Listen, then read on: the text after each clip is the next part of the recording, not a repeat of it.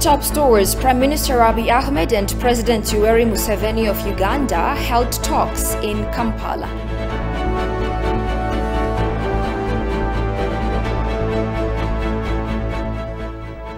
And African leaders renew calls for vaccine equity at Berlin summit.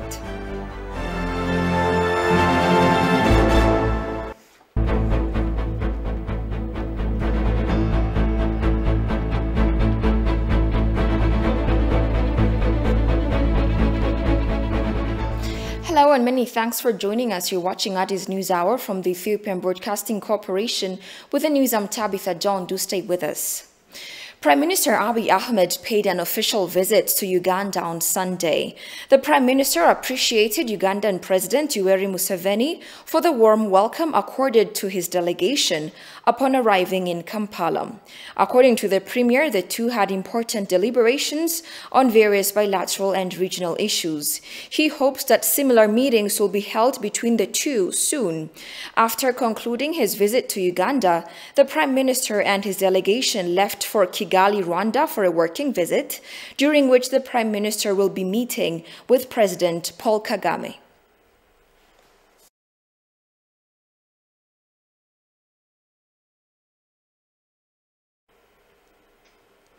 More than 40 OLF-Shane terrorist members have been killed in a joint operation by National Defense Force and Oromia Special Forces in West Guji Zone, Oromia State, that is according to the government. Continued offensive has been launched against members of the terrorist group who are trying to infiltrate and create potential havoc in different cities. Goshumal Lisau tells you more. The OLF wing Shane has continued committing massacres in different parts of Oromia after it officially announced signing a pact with the TPLF. According to Girmayele, mission coordinator of the Southern Command, the terror Shane, which has not dared to fight the Ethiopian army, continued to terrorize the society, reverberating TPLF's fabricated propaganda of controlling cities and towns. The group has also been committing atrocities against innocent civilians to irritate the government and people of Ethiopia. In a joint operation by the National Defense Force and Oromia Special Force, Colonel Girma said more than 40 OLF Shane terrorists have been killed. In a recent operation in Oromia State, West Guji Zone, the Gallant National Defense Force and Oromia Special Forces have killed over 40 terrorists. 35 others have been wounded and 2 held captive.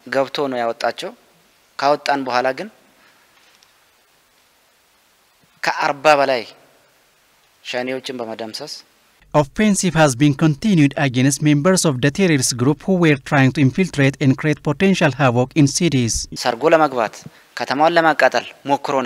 The terrorist Shane has tried to infiltrate and vandalize properties in Oromia State West Guji Zone, but the National Defense Force has foiled the act. We have found members of the TPL fighting along Shane in Oromia. Local authorities, security forces and communities are fighting with us to destroy the terrorist group. Since we are working closely with the community, there will be no more trade. Following the offensive, the terrorist members are being dispersed to different directions and we are hunting them down to eliminate them once and for all to free the region.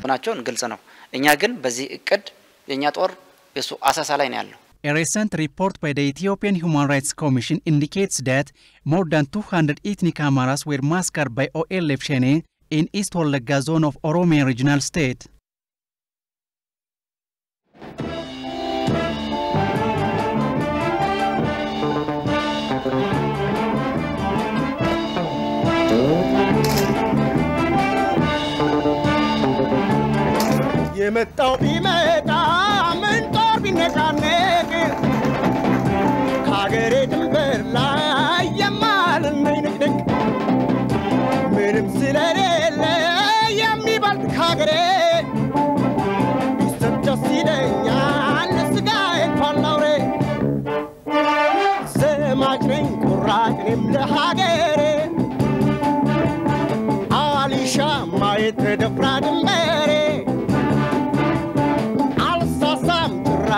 لحيوتي لا غير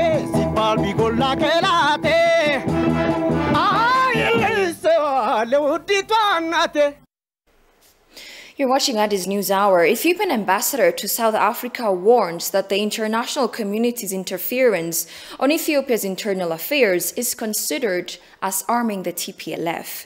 Talking to South African Broadcasting Corporation, SABC, the ambassador criticized some global media for their biased and groundless reporting on Ethiopia.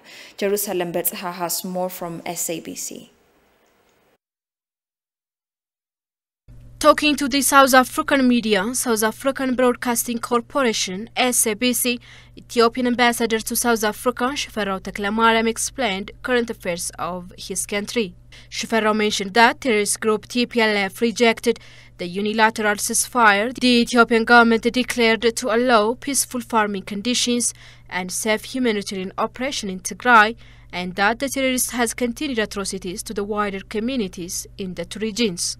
They took like an opportunity to regroup themselves and also prepare for further invasion of the neighboring regional states, and also against the intent of the unilateral ceasefire.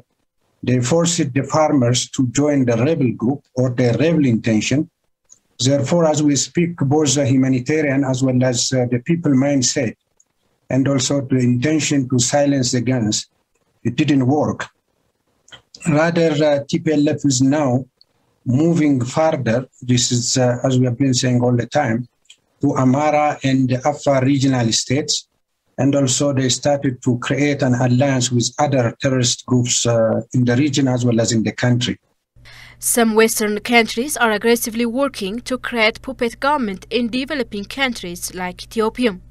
Unfortunately, they are not ready to understand the visible facts in Ethiopia. That's why the United States and some Western countries have been continuing blaming Ethiopia for the humanitarian situation, denying the fact on the ground, he said. No one is condemning the cause of this crisis. No one is trying to address that the real cause of such humanitarian as well as human rights as well as any kind of acquisition, including now the invasion to the neighboring regional state. And you just say concern is not enough. And you have to say it very well, very clear, very crystal clear. When the terrorist TPLF is attacking the neighboring regional states, those people still keep on saying, we have a concern, a grave concern, a serious concern, this and that. It has to say, it has to clearly indicate who has the problem. Shifarao underlines their interference and pressure on Ethiopia's internal matter is unacceptable. Interference on the internal affairs of Ethiopia, also an issue which is now known to incentivize this rebel group as well. So stopping such kind of interference on the internal affairs of a nation. Ethiopians and friends of Ethiopia have always been baffled by the visible bias in Tigray-related stories published by media outlets. Most of these media outlets have continued working against Ethiopia to the point of becoming propaganda machines of the terrorist TPLF, he said. Shifarao also criticized some global media for their biased and groundless reporting on Ethiopia. The international media and also the continental media need to be very sure on their own narratives. And whenever there are a certain issue or fact in their hands, I think they should have a liberty and courage to cross-check those facts with the government authorities as well. Otherwise, a biased, unsubstantiated facts, they will not help anyone, but on the other hand, they will contribute to the escalation of the current challenge. Regarding the recent Human Rights Watch report that says that Tigrayans in Addis Ababa now are being held without evidence of crimes simply for being Tigrayans, Shifarao reacted this way. From what they reported and from what I read, that is exactly what they are doing. They are not there to listen what the government was trying to let them understand and let them to listen, but they are not also willing to reciprocate the same massacres that's happening by the terrorist group. In fact, from the statements they made and from the accusations, the mechanism, even they gather their own information, is basically from those sympathizers of the terrorist group. So if you are gathering your information from the sympathizers or the members of TPLF, whether in the country or outside the country, what kind of report is one is going to produce? It's the same, and 100%, no confusion about this. They are going to say what they are saying. But the same Human Rights Watch, if they were there to counter-check, fact-check what have been said was who was targeted and for what reason, then they could have come with the proper and a reasonable report rather than accusing one side and incentivizing the other side. Ethiopia has embarked upon a wide range of technological advancement projects spearheaded by the Ministry of Innovation and Technology. A strong policy framework has been implemented in the country to support small startups and private businesses to transform the nation. The remarks were made by Abraham Belai, Minister of Innovation and Technology, at the 9th International Science and Technology Research Workshop being held at Bahar Dar University. Kasahun Chani has more. Bahar Dar University is hosting an international workshop on science and technology, the 6 technological solutions for societal matters. Speaking at the opening of the workshop, Minister of Innovation and Technology, Abraham Belai, calls on tech professionals to strengthen cooperation for the advancement of creativity, research and technology. The Minister pointed out that the government has embarked on multifaceted technological projects to transform the nation through digitalization.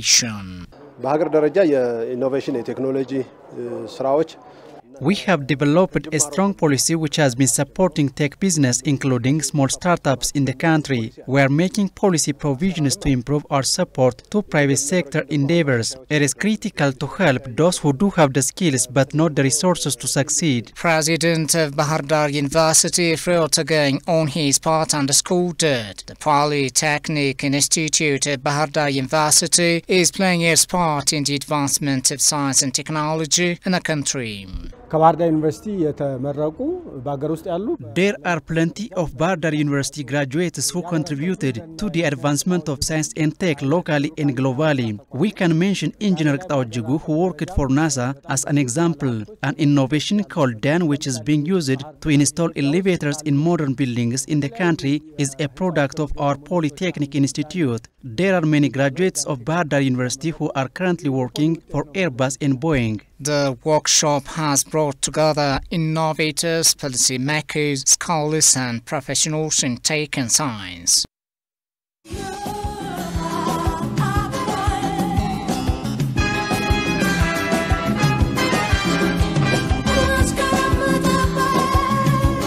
Overall macro stability is by and large, I think, on a promising track, except inflation. What is the solution for that? It's not a question of increasing the supply simply by production, but by doing proper intervention in the marketing system.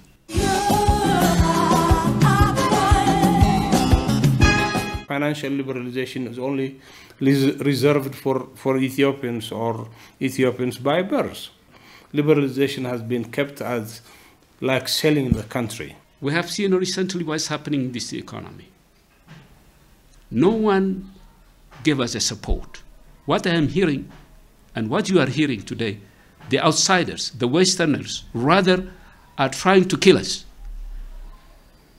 I can use this term, killing us, okay, in all aspects. Even we didn't mention on the inflationary process. There might be some sabotaging behind it, coming from multinational corporations, okay? It is only when we are strong in our economic base, led by Ethiopians, that we can fight and that we can stand them. If you are dependent on them, you will die eventually.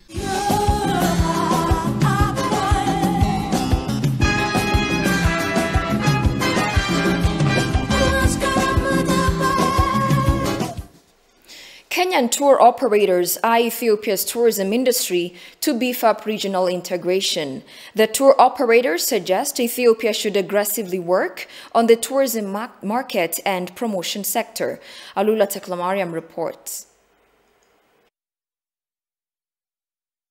Africa represents a continent of almost infinite tourism potential, and yet it lags far behind the rest of the world as a tourist opportunity. Ethiopia and Kenya share a significant geographical feature, the Rift Valley, and both have substantial assets in terms of flora and fauna. Ethiopia, regarded as the cradle of human origin, has substantial historical, exemplified by the historic route, is urged to modernize its tourism sector. Briefing Kenyan tour operators here in Addis, CEO of Tourism Ethiopia, Sleshi Girma, mentioned tourism development is key for regional integration and called on Kenyans to play their share in doing so. This year seems very difficult year due to COVID and other circumstances, but as Tourism Ethiopia, we were fortunate that we have been engaged and achieved several things. We cleaned our houses, and now we are more than ready to welcome tourists. So we want this stage to be our Kenyan counterparts to understand Ethiopian tourism is really growing much. The tourism thinking in general is at regional level. It cannot be achieved at the country level. I am anticipating the Kenyan tour operators will not only sell Kenya, they will be also able to sell Kenya and Ethiopia combined. We will give the same direction to the Ethiopian counterparts, the tour operators, not to sell only Ethiopia, to also sell Ethiopia and Kenya together.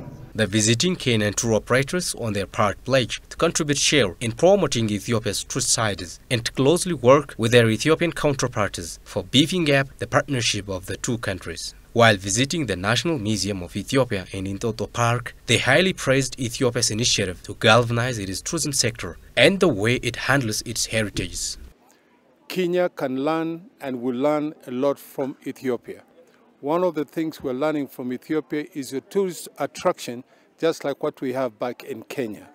Secondly, the hospitality that Ethiopians have, the love that you have for people, for your neighbors.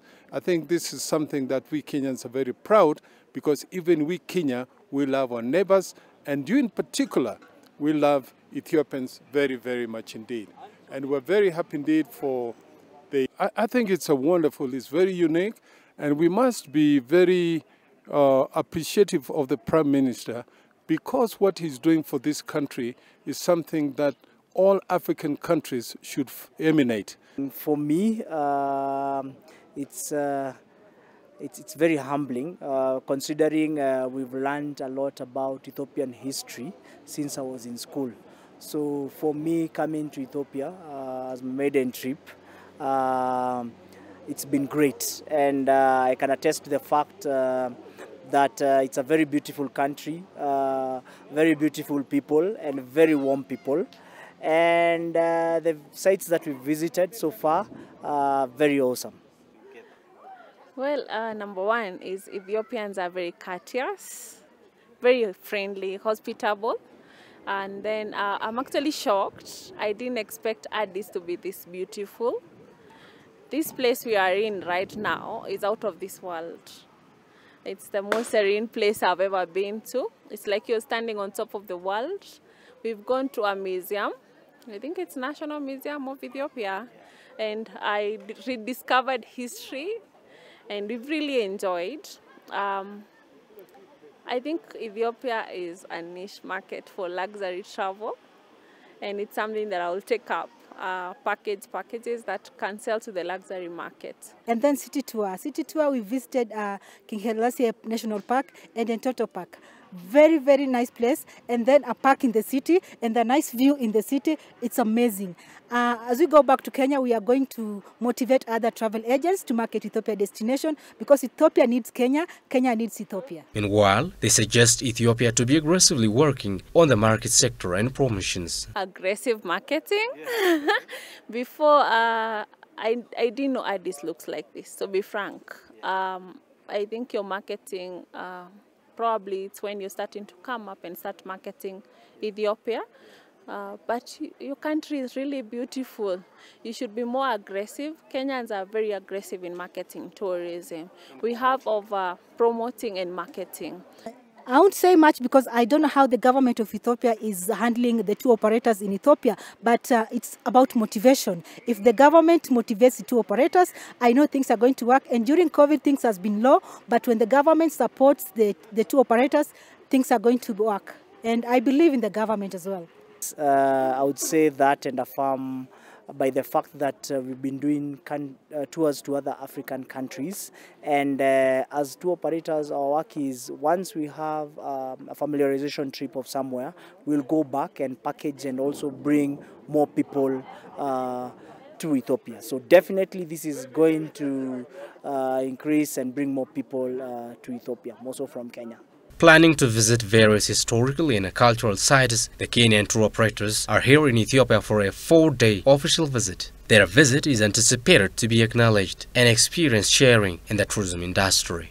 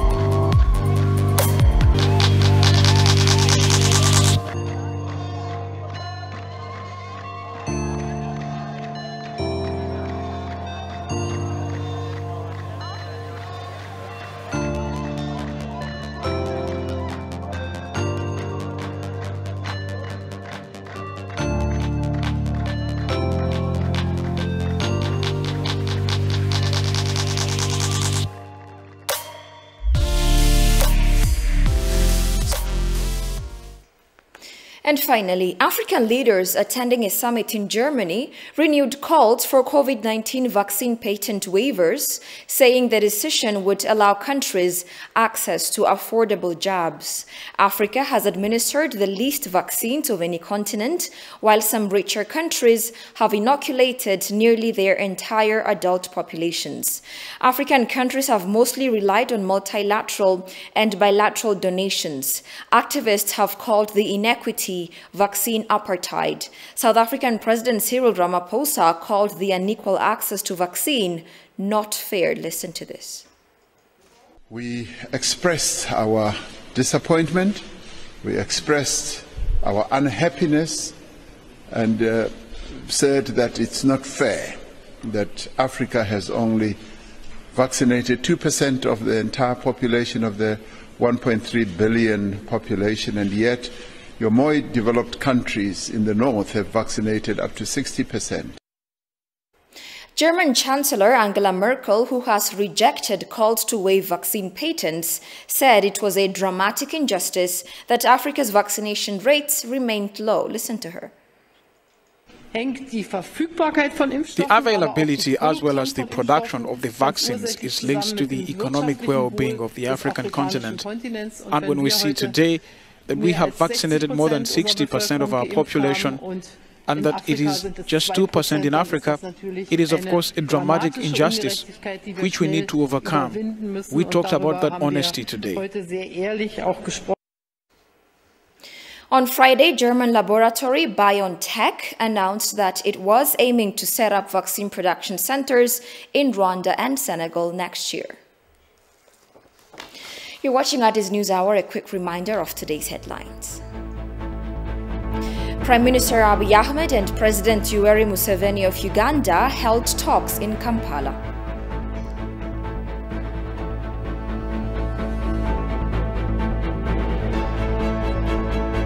And African leaders renew calls for